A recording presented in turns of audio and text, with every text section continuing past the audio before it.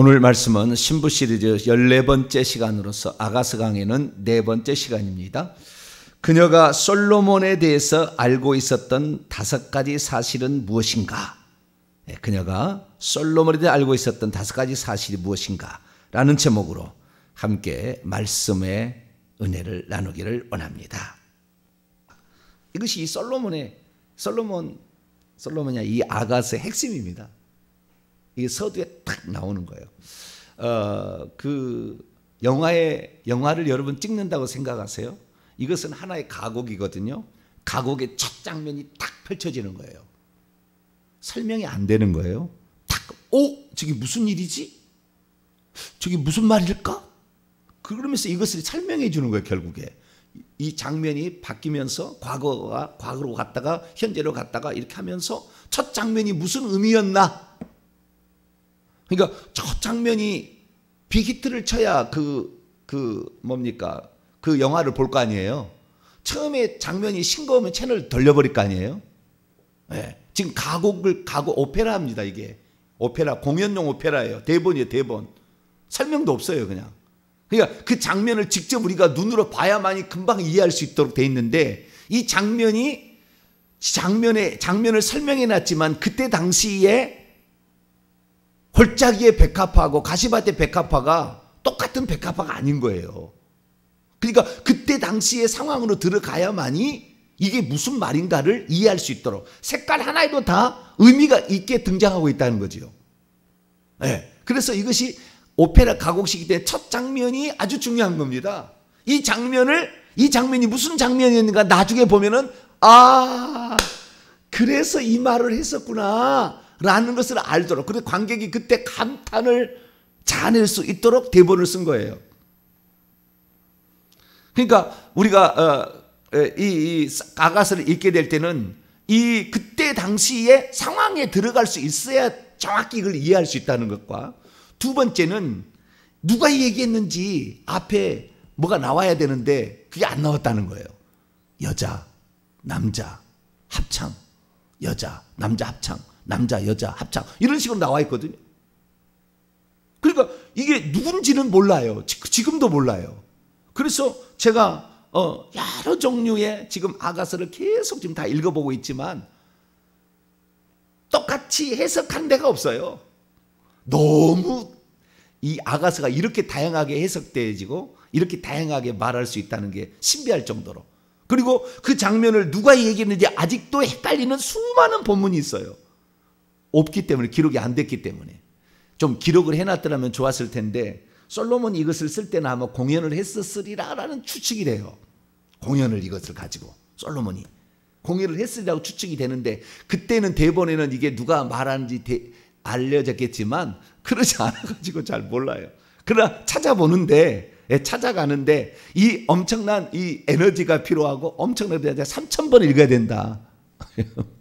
그 얘기를 제가 했는데, 그 정도로 이 장면 속에 녹아있고, 또한 말하려고 하는 그 의지를 찾기가 쉽지는 않지만 우리가 이 장면을 찾아가는데, 첫 장면은 좌우지간 그들의 인상적인 말이 탁 선포된다는 거예요.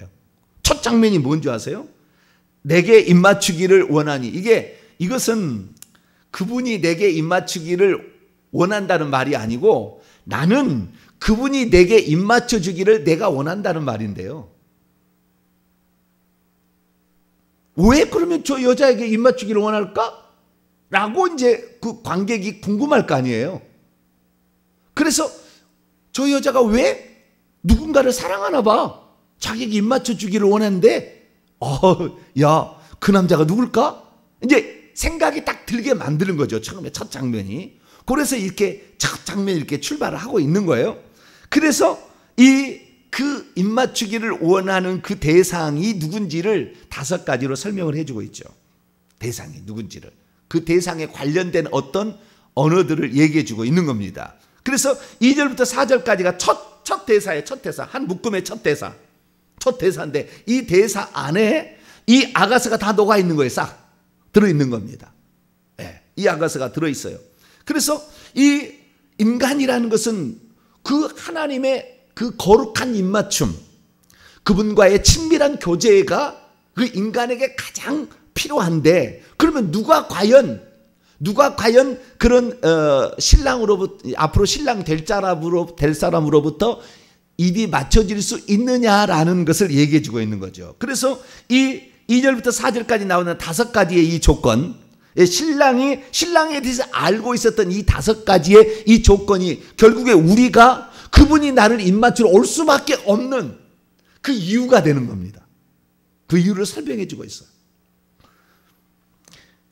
그래서 우리가 인간으로 태어나게 되면 그분과의 어떤 입맞춤, 이 입맞춤이라는 것은 어떤 짜릿한 것을 말하는 거잖아요. 연애할 때 입맞출 때가 제일 짜릿한 거잖아요. 그렇기 때문에 그러한 그 충격적인 일이 그 여인을 확 사로잡고 이 남자도 그 여자에게 확 사로잡혀 버렸어요. 둘이가 완전히 사로잡혀 가지고 둘 다 서로 간에 비둘기라고 그래요. 나중에 다 보면은 비둘기라고 둘 다 얘기해요. 그래서 비둘기의 눈을 가졌구나, 당신은 비둘기구나, 이렇게 얘기하므로, 비둘기라는 것은 한 좌우지간 결혼하게 되면은 이 비둘기는 오직 일부 종사라고 그런가요? 일부 종사라고 그러죠. 죽을 때까지 죽어버려도 절대 다른 그 비둘기가 짝짓기를 하지 않는 일부 종사. 이게 비둘기예요. 비둘기. 그래서 이 비둘기의 그 순수함과 그 정결함과 그 다음에 오직 일편단심이라는 말을 이렇게 표현을 해주고 있어요. 그래서 그런 삶을 살아가서 결국에 이 마지막까지 가는데요. 마지막에 가게 되면 어떻게 끝나느냐? 마지막에는 마라나다로 끝나요. 이 아가서가 마라나다, 주 예수여 오시옵소서, 빨리 오세요, 이것이 끝이에요. 이게 아가서 끝장 끝절이에요. 아가서 끝장 끝절을 봐봐요. 8장 14절입니다. 8장 14절 시작. 내 사랑하는 자야, 너는 빨리 달리라. 향기로운 산 위에 있는 노루와도 같고 어린 사슴과도 같아. 노루와 사슴의 의미가 있습니다. 나중에 다 설명하겠습니다. 이것은 탕탕탕 튀어서 이렇게 오는, 그러니까 이 뭡니까, 그 텅텅텅텅텅 튀어서 빨리 올 수 있는 그런 그 짐승들을 말하는 건데, 내 사랑하는 자, 여자가 말하는 거예요. 당신은 빨리 오세요, 이거예요. 근데 우리는 빨리 달리라 이렇게 얘기하니까 몰라요 지금. 그러니까 이 장면을 지금 이 가곡을 본 일이 없어. 이 해석자가, 이 번역자가 이 가곡을 본 일이 없어요. 그래서 자기 나름대로 이렇게 번역을 해놨는데, 요 아가스가 원래 쓰였던 그대로를 정확히 들어갔어야 이 말을 할 수가 있는 거예요. 그게 번역을 그렇게 하지 않은 거예요. 어제도 제가 얘기했습니다마는 이 10절, 8장 10절에 나는 그가 보기에 화평을 얻은 자 같구나. 이 화평을 얻은 자, 화평을 주는 여인, 화평을 찾는 여인, 화평을 이루는 여인, 화평을 발견한 여인, 이것이 술람이라는 뜻이에요. 그 술람이가 여기에 들어있는지 누가 아냐 그 말이에요.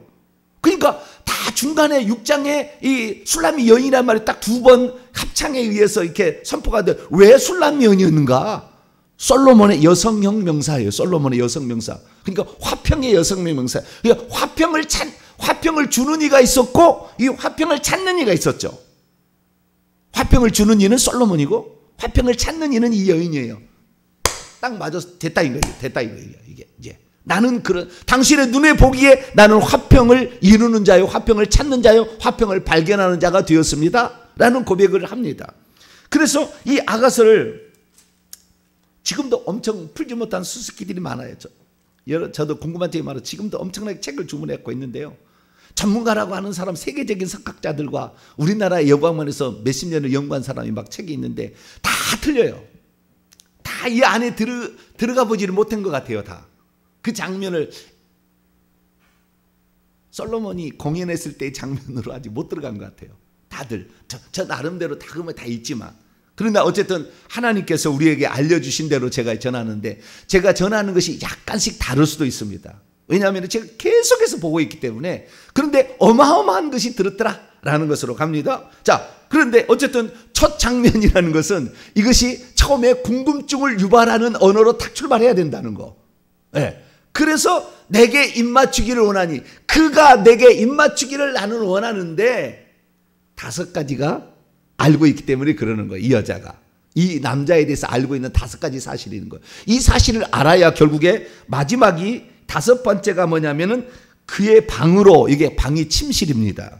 내밀한, 아주 내밀한 하나 되는 장소를 가리키는 거예요. 그래서 계속 하나됨이 말하는 건데요, 나중에 우리가 그리스도의 왕권 신부가 되는 사람은요, 주님과 하나 된 사람이에요. 주님과 하나가 덜 된 사람일수록 점점점 밀려납니다. 왕권 신부, 왕후 신부, 비빈 신부, 그 다음에 시녀 신부, 그 다음에 백성들. 이 백성들이 예루살렘 딸들로 표현되는 사람들이에요. 백성들, 그 다음에 성 밖에, 그 다음에 바깥 어두운데, 그 다음에 저기 불못까지. 이렇게 점점 밀려나, 하나가 안 될수록 더 밀려나는 거예요. 사랑이 깊어질수록 더 안쪽으로 가게 됩니다. 내밀한 곳으로 가게 되는 거예요. 그래서 이 그분의 처소인데, 이 처소가 결국에 천국 새 예루살렘 성의 지성소까지 가는 겁니다. 계속 이렇게 장면이 나와요. 이게 계속 연결돼 있어요. 그래서 좀 이따 이거 살펴보도록 하고, 자, 그러면 이 술람미 여인이 솔로몬에 대해서 알고 있었던 이 5가지 사실은 무엇이었을까요? 어제 제가 3가지 얘기하다가 마치게 되었는데요, 오늘 2가지 이제 마무리 짓도록 하겠습니다. 첫 번째는 그분의 사랑, 두 번째는 그분의 기름 부음, 세 번째는 그분의 이름, 네 번째는 그분의 신분, 5번째는 그분의 처소. 이 5가지를 알아야 우리가 천국의 새 예루살렘 성에 들어갑니다. 이것을 정확히 믿어야 되는 거예요. 이 믿음이에요. 이것이 우리가 요구하는 거, 결국에 너도 5가지를 믿어라, 이런 거예요. 그러면은 그분이 내게 입맞추러 올 거다. 진짜 와요. 산을 넘고, 작은 산과 큰 산을 뛰어넘어서 가젤양처럼 팍팍팍 뛰어가지고 그 남자가 와서 데려가는 거예요. 근데 그 장소가 1차적 장소, 2차적 장소가 틀려요. 그래서 우리가 여기에 장소를 알아야 되는데, 이 장소가, 이 아가서에 등장하는 장소의 중요한 장소는 포도원입니다. 어디예요? 포도원. 바알 하몬에 있다는 그 포도원이에요. 이 여인의 오빠가 새로 받았다는 그 포도원이 하나의 중요한 장소고요. 그 다음에 동산이 나와요. 동산이 계속 나와. 에덴 동산 하듯이 그 동산하고 똑같은 다른데, 동산이란 말이 계속 나와요. 그 동산의 이름이 나중에 보니까 호도동산이에요. 너츠 있죠, 너츠. 호두, 너츠 동산입니다. 네, 호두동산이라고 나와요. 그 동산이 한번 나오고요. 그 다음에 이 장소가 성이 나옵니다. 성이. 어디가 나온다고요? 성이 나와요. 성이. 그래서 우리가 이 장소적 개념을 통해서 우리가 어디로 가야 되는 것인가, 결국에 우리의 정착력이 어디에 되는 것인가를 계속했는데, 마지막에는 오시옵소서요. 빨리 오시옵소서. 데려가라는 거예요. 그러니까 궁극적인 장소가 여기에는 안 나왔어요. 여기도 마라나다로 끝나는 거예요. 주님이 데려가실 장소가 하늘에 있다는 것을 말해주고 끝납니다. 이 아가서가. 그리고 여기 안에 등장하는 성이라는 것은 솔로몬이 살고 있는 성이에요. 그래서 솔로몬이 살고 있는 성에 관하여 거기가 포도원도 아니고 호도동산이 있어요. 포도원도 있고 호도동산이 있고, 또 하나가 성이 있어요. 성이. 성 안에 들어가면 결혼하는 거예요. 거기에 신부를 데려가서 결혼하는 거예요. 자, 우리가 1장부터 읽어보면은 1장에 나와 있는 장소는 6절 보게 되면 포도원 지기로 그를 삼았다고 그러잖아요. 그렇죠. 오빠들이 저 8장에 가면 세를 받았고 1,000세겔로 그걸 받았고, 그것을 동생한테 맡겼는데요. 6절 보면은 내 어머니의 아들들이라고 나와 있어요. 내 어머니의 아들들. 그럼 내 어머니의 아들들이 누구예요? 오빠들이죠. 근데 오빠들이라고 왜 얘기하지 않았을까요? 다 의미가 있어요. 이게 엄청난 뜻이 있습니다. 배가 다른 오빠예요. 배가 다른 오빠. 배가 다른 오빠예요. 그래서 그 의미가 뭔지 나중에 가보면 깜짝 놀랄 거예요. 하늘의 비밀을 다 설명해 주고 있어요. 이 말이 다. 뒤에 다 나와요. 그 어머니가 또 나와요. 어머니가 누군지. 이 어머니의 외동딸입니다. 그러니까 이게 엄마가 난 친자식이 아니에요. 오빠들은 친자식이 아니라는 그 의미가 나중에 나와요. 다 이게 설명이 되어져요. 그래서 우리가 이 장소들을 잘 알아야 되는데, 이 여자의 그 어떤 신분의 변화가 어떻게 되느냐 봤을 때에 장소하고 이렇게 차이가, 장소를 비교해 봤을 때 어떻게 되냐면은, 우리가 3장 6절부터 11절까지를 결혼식의 어떤 그 장면으로 표현을 합니다. 대부분 다 그렇게 해석을 하고 그렇게 되어져요. 결혼식 장면인데, 결혼식이 끝나게 되면 결국에 그녀에 대한 명칭이 바뀌죠. 4장 8절을 보게 되면 내 신부야 이렇게 바뀌잖아요. 그죠? 신부로 막 결혼식 끝났으니까. 그전에는 내 사랑아 이러다가 뒤에도 내 사랑아 나오지만 신분이 5번 신부라는 말이 나와요. 그래서 명칭이 바뀌잖아요. 그런데 2장 10절 보세요. 2장 10절. 나의 사랑하는 자가 내게 말하여 이르기를, 나의 사랑, 남자가 지금 여자에게 말하는 거예요. 내 어여쁜 자야, 일어나 함께 가자. 겨울도 지나고 비도 그치고 지면에는 꽃이 피고 새가 노래할 때가 됐는데 산비둘기의 소리가 우리의 땅에 들리는구나. 뭐라고요? 어디에 들려요? 우리의 땅이라고. 우리의 땅이라는 건 지금 여자에게 하는 얘기인데, 너와 나의 땅이 같은 땅이라요. 포도원이 같은 거잖아요. 원래 포도원을 자기 거였는데 새로 줬잖아요. 근데 그 새의 지금 포도원 지기가 누구예요? 여자잖아요. 여자예요. 그래서 우리 땅에 들리는구나. 그러니까 지금 여자는 지금 포도원에 있는 거예요. 우리의 땅, 나와 너와 땅에 지금 있다는 거예요. 그래가지고 15절 보면은 여자가 말할 때 이렇게 말하는 거예요. 가자 이렇게 얘기하니까, 우리를 위하여 여우 곧 포도원을 흐는 작은 여우를 잡으라. 우리의 포도원에 꽃이 피었습니다. 포도원이 누구예요? 바알하몬에 있다는 그 포도원이 솔로몬의 포도원이었고, 그것이 바로 이제 나의 포도원이 됐잖아요. 새로 얻었으니까. 이 포도원의 의미도 아주 중요합니다. 네, 포도원의 의미도 무엇을 뜻하는가 한번 생각해 보시라고요. 이 포도원인데, 이 포도원에 가자 하면서 이 2장 10절의 말씀, 일어나 가자라는 말이 결국에 무슨 말이냐, 이것이 결혼하기 위하여 이제 내가 있는 곳으로 갑시다예요. 아무도 이런 해석을 하지 않더라고요. 그래서 3장 2절에 보면 이 여자가 이제 결혼하기 위해서 솔로몬이 데려와서 성으로 들어갑니다. 그 성으로. 이 성은 지금 솔로몬이 왕궁에 있기 때문에 예루살렘 성으로 갑니다. 이 바알하몬이라는 것은 이 8절에 4장 8절에 보게 되면 레바논에 있는 어떤 장소예요. 정확히 보니까 레바논에 있는 사자굴과 표범산이 있는 그곳이에요. 사자굴과 표범산이 있는데, 왜 사자굴과 표범산이겠어요? 사자고 표범은 다니엘서 보게 되면 사자는 바벨론 제국이고요, 표범은 메디아 바사 제국. 이 여자가 다른 지금 제국에 속해 있는 곳에 있을 때에 이 결혼식을 할 때 너의 그 마음이 아직도 거기에 놓여 있다면 거기를 벗어나야 된다, 이렇게 얘기를 하는 거예요. 그리고 이런 짐승들은 영적으로 보면 귀신들을 말하는 것이고 아주 높은 계급의 귀신들입니다. 여우나 이런 짐승들이 표현이 다.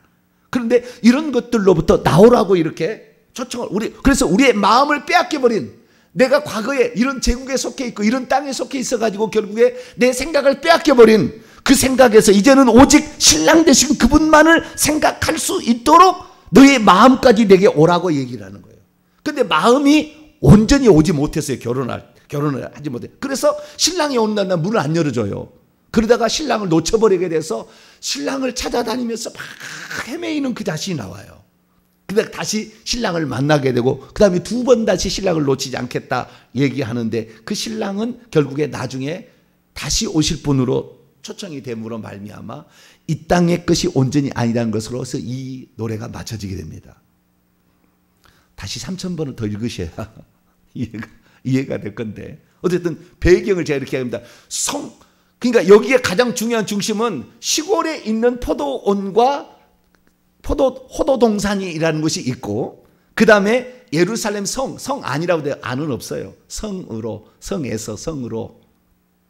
그 성은 예루살렘 성이에요. 이 예루살렘 성과 주님이 우리를 데려가실 성은 새 예루살렘 성입니다. 그래서 다시 오라는 거예요. 그분이 만왕왕 만주의 주 되시는 것을 상징하기 때문에. 그래서 다시 나를 빨리 오셔서 나를 데려가 달라 이렇게 얘기하는 것은 새 예루살렘 성에. 근데 지금 이 여자는 이 땅에 있는 예루살렘 성 안에 있어요. 그래서 그 신랑을 잠시 놓쳐버려서 마음이 아직까지 완전히 사자굴과 표범산에서 내려오지를 못해요. 완전히 내려오질 않은 거예요. 아직도 빼앗긴 뭔가 있었던 거예요. 그래서 중간에 신랑을 잃어버리는 그런 그 사태가 나는데 이것이 꿈속으로 펼쳐집니다. 그것이 꿈으로. 왜? 그것이 겉으로는 그런 게 없었는데 아직 내면 속에 잠재되어 있었던 거예요. 우리 주님께서 우리에게 바라시는 것은 완전한 순결한 결정체예요. 그런 자만 데려간다. 자, 그러면 지금 배경 설명하다가 이 내용을 전체를 이해하려면 제가 하는 얘기를 들어야만이 좀 이해가 됩니다. 그리고 읽었을 때 무슨 내용인가, 장소의 개념을 정확히 알아야 되고 거기에 등장하는 모든 이런 식물 동물들도 다 그 마음을 표현하는 것입니다. 다 뭘 표현하는 거예요. 다 그냥이 등장하지 않고 있다. 이게 아시면 되겠습니다. 자, 첫 번째, 그분의 사랑은 포도주보다 더 진한 사랑이라고 그러잖아요. 그러면 왜 사랑을 포도주에 표현하겠습니까? 예수님께서 요한복음 2장을 읽어보게 되면은 첫 번째 일으키는 표적이 가나 혼인잔치에 물을 포도주로 만든 표적입니다. 포도주가 떨어지면 기쁨이 없는 거예요. 포도주가 인간을 기쁘게 하는 겁니다. 인간을 기쁘게 하는 거예요. 자, 그 시편 104편을 한번 열어볼까요? 오늘 다 못해도 여러분 이해를 이거 해야 되니까 이것은 해석하기가 너무 어려워요. 구약학자들도 이걸 잘 못 해놨더라고요. 너무 어려우니까 우리가 이걸 성경을 좀 살펴봐야 돼요. 시편 104편. 다윗이 이런 감각이 있어요. 이 시적인 감각이 대단합니다. 그러니까 우리가 뭔가를 사랑한다고 했을 때 그 사랑한다는 것을 시로 표현하게 될 때 어마어마한 거예요. 어마어마한 거예요. 내 몸이 1000개가 부서진다 할지라도, 내 몸이 1000개가 태에서 산산이 부서진다 해도 사랑할 그 이름이요 라고 얘기를 하게 되면은 얼마나 그분의 이름에 대해서 사모하는 것인가를 그 문장의 시를 통해서 설명을 해줘 버립니다. 그래서 그분의 사랑이 얼마나 크고 그분을 바라는 마음이 얼마나 큰 것인지를 이런 문장들을 통하여 우리가 표현할 수가 있는 거예요.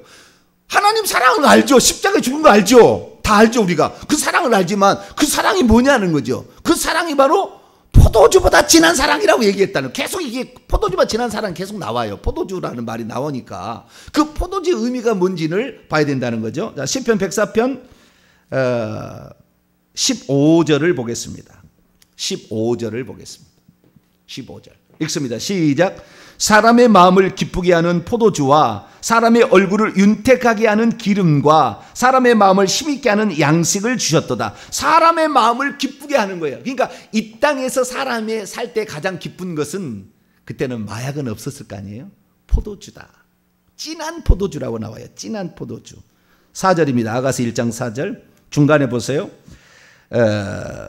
우리를 인도하는데 내 사랑이 포도주보다 더 진함이라, 이렇게 얘기를 합니다. 그래서 이 포도주가 떨어졌다는 것은 기쁨이 없다는 거예요. 그래서 예수님이 오셔서 이 땅에 오셔서 맨 처음에 해보겠다는 것이 떨어진 포도주를 보충한 거예요.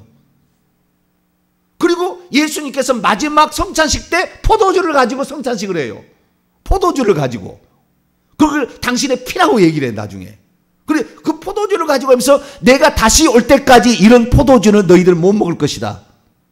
내가 주는 포도주만이 너를 만족해 하고 너를 기쁘게 한다.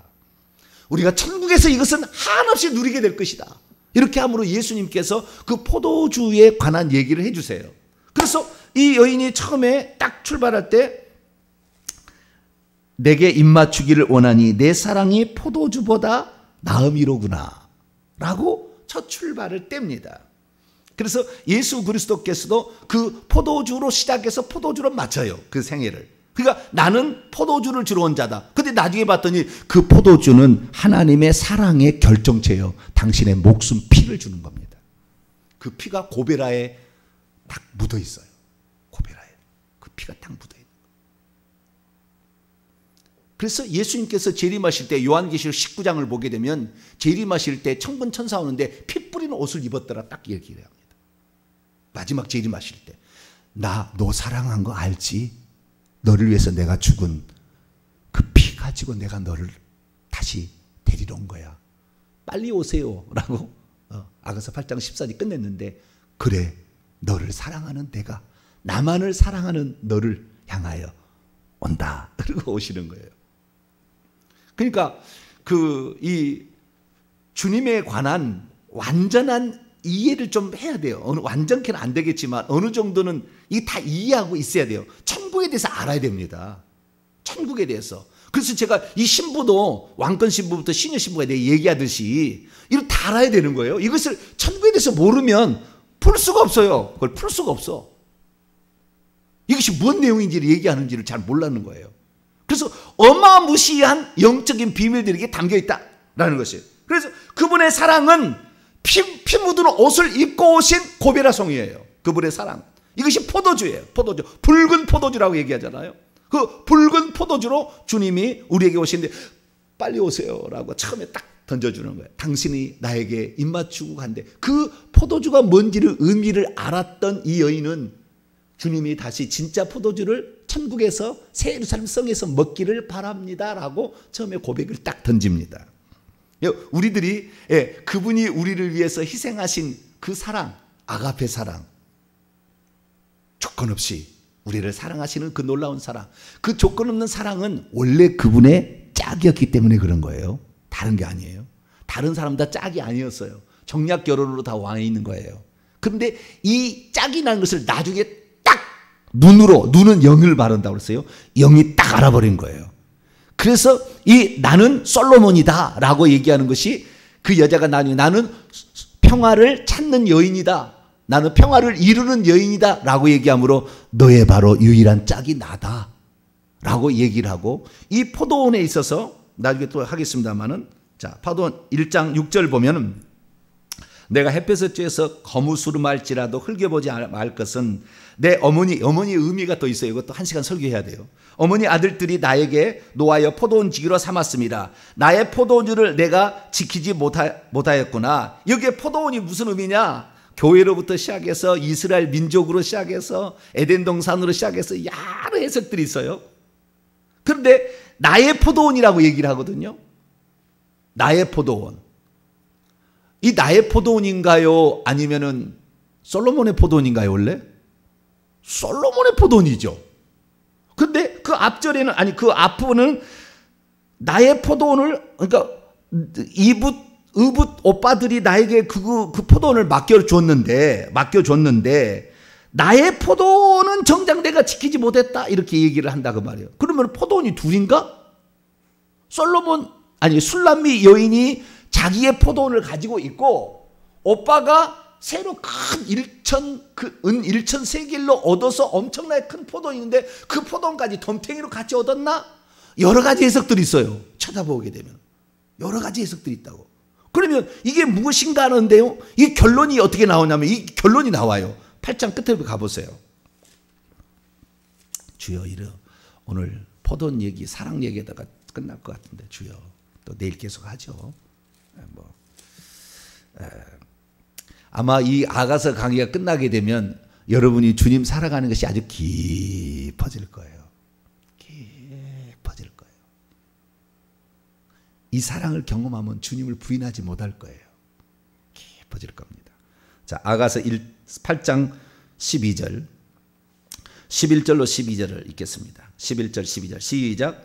솔로몬이 바알 하몬에 포도원이 있어 지키는 자들에게 맡겨두고 그들로 각기 그 열매로 말미암아 은천을 바치게 하였구나. 솔로몬, 당신은 천을 얻겠고 열매를 지키는 자도 200을 얻으려니와 내게 속한 내 포도원은 내 앞에 있구나. 내게 속한 내 포도원은 내 앞에 있다.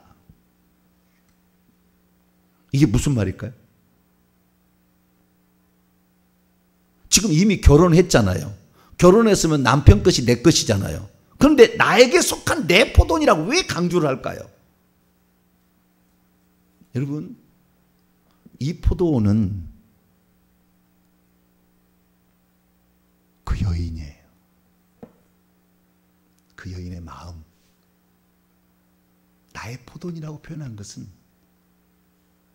그 여인의 마음을 가리키는 거예요. 그 여인의 마음을 결국에 내 앞에 있다는 것은 당신이 이제 나의 마음을 받아주세요 라고 얘기한 거예요. 그게 포도원을 가지고 이 여인이 자기의 마음을 표현해 주고 있어요.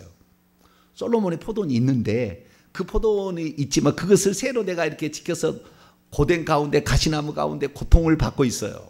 이 포도원에서 지금 내가 이렇게 살고 있는데 나의 마음은 정작 지키지 못했다라는 것은 무슨 말이냐면은 이 나의 마음이 당신께로 온전히 향해야 되는데 그 마음을 갖지 못했는데 당신의 사랑이 너무 부족하니까 와서 나를 사랑해 주세요라는 거예요. 앞에가.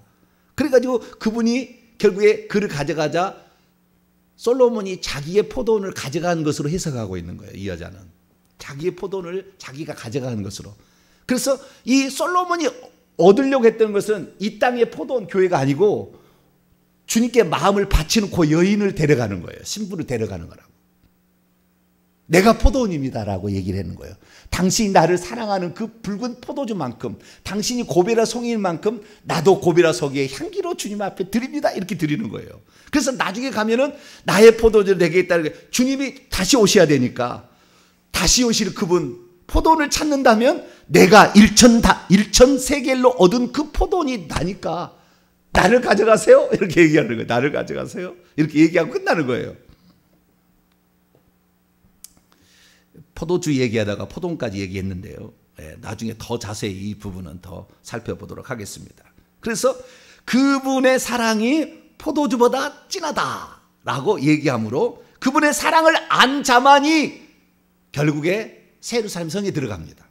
이게 그분의 사랑을 알아야 돼요. 두 번째는 그분의 기름 부음이죠. 열왕기상 1장 39절 보면 사독이 솔로몬에게 기름을 부어서 왕이 되게 합니다. 기름을 붓는 목적은 신분을 바꾸는 거예요.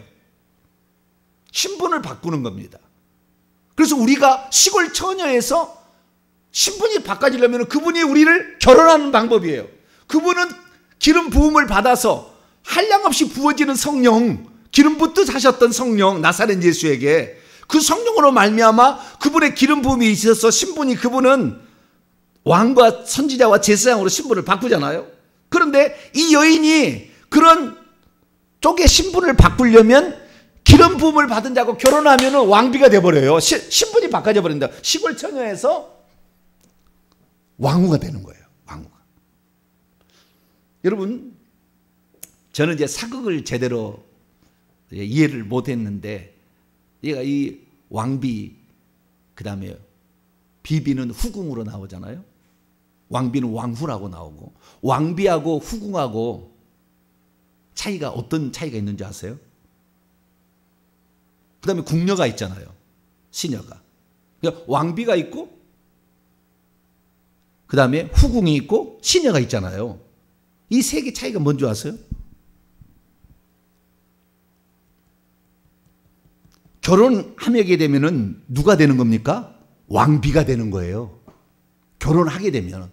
이 여인은 왕비 중에서 수많은 왕후가 60이고 비빈이 80, 후궁이 80이고 시녀가 무수하되 나의 완전한 자, 나의 비둘기.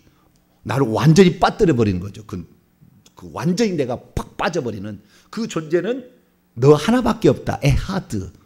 원이란 말이죠. 너 하나밖에 없다. 이렇게 얘기를 하는데 그 왕비가 되는 것, 왕비들도 있긴 있지만 결혼하는 사람도 있긴 있지만 정말 주님의 마음이 온전히 들어가는 사람은 하나밖에 없다고 얘기를 함으로 주님이 우리에게 바라시는 신부가 이런 신부가 되기를 원하는 건데, 근데 여러분 왕후하고 후궁의 차이는 뭐냐면은 과거에 나는 왕후하고 후궁의 차이를 왕후는 사대부 집안의 딸들이 시집 와서 왕후가 되는 것이고 평민들이 궁녀로 들어왔다가 왕의 눈에 들어가지고 부인이 되게 되면 후궁이 된 줄 알았어요. 틀린 건 아니에요. 근데 가장 중요한 이 아가서에 말하고자 하는 그게 아니었어요. 그건 뭐냐면 결혼식을 올린 것과 알리는 것의 차이예요. 왕비는 결혼식을 올린 여자고요. 후궁은 결혼식 같이 살고 자식은 낳아도 결혼식을 올리지 않는 여자를 후궁이라고 하는 겁니다. 신분의 차이도 있지만 그 신분의 차이가 중요한 게 아니었어요. 결혼식을 올렸느냐 안 올렸느냐. 아직 잠자리를 안 했으면 후궁이라는 아니하고 궁녀라고 얘기합니다. 잠자리를 해야만이 후궁이라고 얘기를 하고 자식도 낳을 수 있어요. 그러나 결혼식을 올리지 않습니다. 후궁하고는. 그건 내가 사극을 내가 유심히 보지를 못했는데 결혼식 같이 살아요. 그러나 결혼식을 올리지 않는 여자를 후궁, 비빈이라고 얘기를 하고 같이 살면서도 결혼식을 올린 여자를 왕후라고 얘기를 하는 거예요. 그래서 결혼하기 위해서 성으로 데려가는 겁니다. 솔로몬이 와가지고. 이게 3장의 이야기예요. 이게 3장의 이야기예요. 그래서 그분의 기름 부음이 있는데 우리는 원래 시골 처녀예요. 예루살렘 딸들도 아니에요. 시골 처녀예요.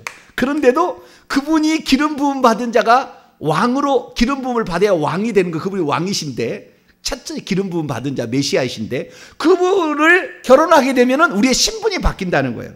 그래서 예수 그리스도를 신랑으로 맞이해서 결혼을 해야 된다. 이것이 이 기름 부음 안에 썩 들었어요. 이게 들었어요. 나는 그분의 기름 부음이 그분에게 있고 나는 그분의 소유가 되기를 원합니다. 이것을 두 번째로 표현을 한 거예요. 네, 어제 얘기를 했던 부분에 조금 더 깊이 들어가다 보니까 시간이 다 돼버렸네요. 네, 계속해서 내일 계속을 해야 될 것 같습니다. 우리가 이 첫 번째 딱 선포되는 그 장면은 모든 관심을 싹 쏠리게 하는 대사였다.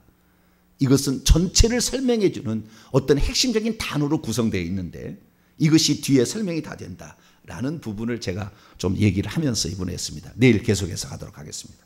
거룩하신 하나님 감사합니다. 시적 표현이기 때문에 우리가 잘 알 수는 없지만 주님 가르쳐 주셔서 우리로 하여금 주님이 진정 바라는 그리스도의 신부가 어떤 신부가 되어야 되는 것인가 더 잘 알게 하시고 그러한 신부로 저희들 준비되게 도와 주옵소서. 우리 주 예수 그리스도의 이름으로 기도하옵나이다. 아멘.